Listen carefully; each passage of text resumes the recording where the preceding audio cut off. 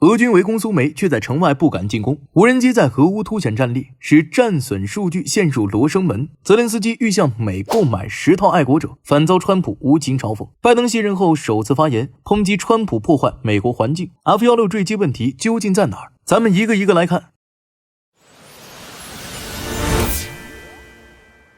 俄军进攻力量不足。BBC 上周报道指出，从上个月开始，俄罗斯的进攻行动次数增加了1倍多，达到了今年以来最大规模。如果说3月初每天大约有100起冲突，那么到月底记录的冲突次数就超过了200起。截至4月初，平均每天发生150至160起。乌克兰武装部队总司令瑟尔斯基证实了这一点。他表示，俄罗斯春季攻势已经开始，但俄军并没有占领苏梅。种种情况表明，俄军的战术推进遭遇阻碍。在苏梅到哈尔科夫方向，俄军试图在边境地区集结兵力，对苏梅施加军事压力。俄罗斯武装部队总参谋长瓦列里·格拉西莫夫宣布，军队进入苏梅地区，并且从后方包抄了乌军。然而乌军推进并不顺利。乌克兰国防情报局局长基里洛·布达诺夫指出，莫斯科虽然在边境集结数万军队，但资源不足，难以实现大规模推进。比如，对于距离边境约15英里的苏梅市，俄军缺乏足够兵力攻占，仅试图将乌军逼近边境。战争研究所也表明，4月13号，俄军在苏梅州北部的进攻未取得进展，这可能是因为俄军在后勤保障和兵力调配方面存在问题，无法形成强大攻击力量。而乌军凭借对当地地形的熟悉以及长期构建的防御工事，有效抵御了俄军进攻。比如，乌军情报部门密切监测俄军动向，及时调整防御部署，成功应对了俄军的攻势。国际智库等机构对俄军在苏梅的集结规模进行了研判，这些机构普遍认为，俄军尚未达到能够全面突破乌军防线的规模。从边境聚集点争夺的战略价值来看，这些聚集点不仅是地理上的据点，更是双方士气和资源补给的关键节点。控制这些聚集点能够为后续作战提供一定的支持，但在兵力数据方面，俄军官方存在较大差异。俄罗斯单方面宣称在该地区有足够的兵力推进作战，这种数据差异证明了双方在信息战中的博弈，也增加了外界对战场实际情况判断的难度。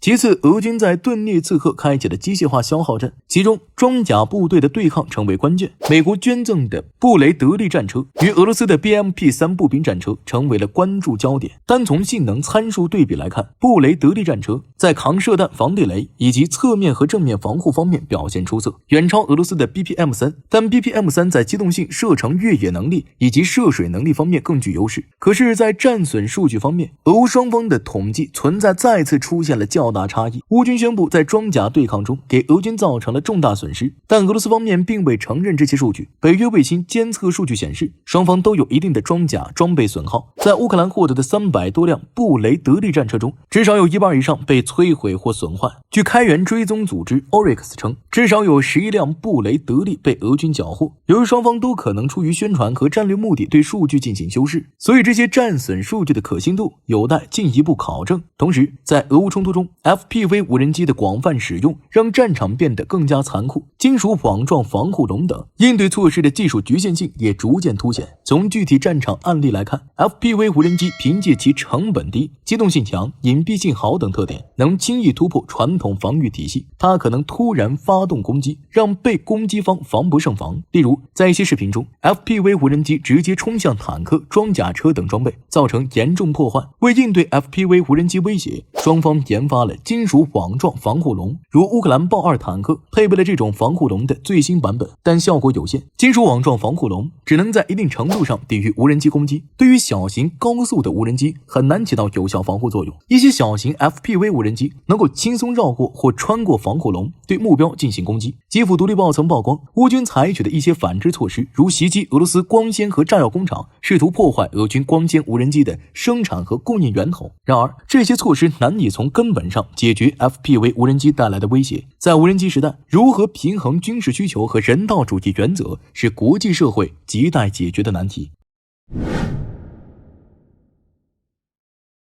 乌军在别尔哥罗德的跨境突袭，在舆论战场上对俄民众的安全感造成了强烈冲击。泽连斯基将此次行动描述为对俄罗斯侵略的反击，试图以此在国际舆论场争取支持。这使得俄罗斯国内民众开始担忧自身的安全。面对这种舆论压力，俄方提出建立缓冲区的方案，这可视为一种危及公关策略。俄罗斯联邦外国情报局局长纳雷什金表示，若乌克兰想实现和平，需放弃部分被俄吞并地区。表面上这是为了保障边境安全，减少冲突，但在国际舆论中，这一方案被部分国家解读为俄罗斯的扩张行为，进一步引发了国际社会的讨论和争议。此外，北约特种部队介入俄乌冲突，引发了广泛的合法性争议。美国等西方国家认为，国际军团是在帮助乌克兰进行自卫，抵抗俄罗斯的侵略，符合国际法和相关国际准则。然而，俄罗斯方面坚决反对这种观点，认为北约特种部队参战是外部势力的粗暴干涉。从经济动因来看，雇佣军更替现象在俄乌冲突中较为明显。一些雇佣军组织受经济利益驱动，在不同阵营间流动。为了支持乌克兰，欧美投入了大量资金用于雇佣军事力量，而俄罗斯也面临着类似的情况。这种经济利益的驱动使得雇佣军市场变得复杂，也进一步加剧了国际军团参战的法理争议。美俄官方在这一问题上的表态截然不同，使得该争议在国际社会持续发酵。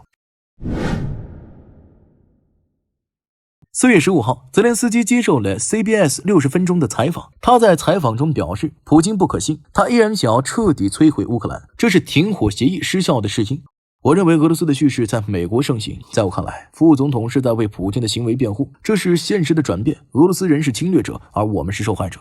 泽连斯基重申，尽管能力有限，但不论如何，乌克兰都不会承认备战领土属于俄罗斯，乌克兰一定会收回全部备战领土。呼吁特朗普访问乌克兰，了解现实的世界。尽管美国的角色变了，但乌克兰依然需要美国的力量，否则会让乌克兰损失更多。乌克兰已从美国获得1000亿美元援助，部分资金用于运输费用，支付给了美国公司，部分资金用于支持与美国相关的各种办公室。这些资金留在了欧洲，流向乌克兰的援助我记不清，大概是650亿美元到670亿美元，包括武器和资金。泽连斯基表示，愿意花费150亿美元购买10套爱国者防空系统，整体上愿意从美国购买300亿美元到500亿美元的武器。购买的爱国者防空系统将用于保护乌克兰城市，免遭俄罗斯导弹攻击。值得注意的是乌克兰现在还没有收到华盛顿北约峰会上承诺援助的额外爱国者防空系统。我尊重美国的选择，但当美国没有给我们这样的系统时，我们愿意接受任何方式。问题不在于钱。很不幸，即便乌克兰愿意花钱买，特朗普也不愿卖。在被记者问及泽连斯基愿意花费150亿美元购买10套爱国者防空系统时，特朗普表示，我不知道，他总是想购买导弹，你知道吗？当你发动战争时，你必须确信你能赢这场战争，对吧？你不能跟一个比你大20倍的国家开战，然后指望别人给你导弹。泽连斯基说得很对，俄罗斯叙事在美国很盛行，尤其是对特朗普很有效。从特朗普的回答来看，特朗普认为是乌克兰发动了这场战争，而且似乎并不清楚爱国者防空系统属于防御性武器，是用来保护城市的。特朗普不满泽连斯基接受的采访，指责 CBS 散布虚假信息，并威胁起诉。特朗普宣称 CBS 在涉及乌克兰和格陵兰岛的报道上歪曲的事实，已就操纵2024年大选的行为提起诉讼，并呼吁联邦通信委员会吊销 CBS 广播执照，对其犯罪行为处以罚款。面对川普的言论，大兵不得不提另外一则消息，一时让人有些感慨。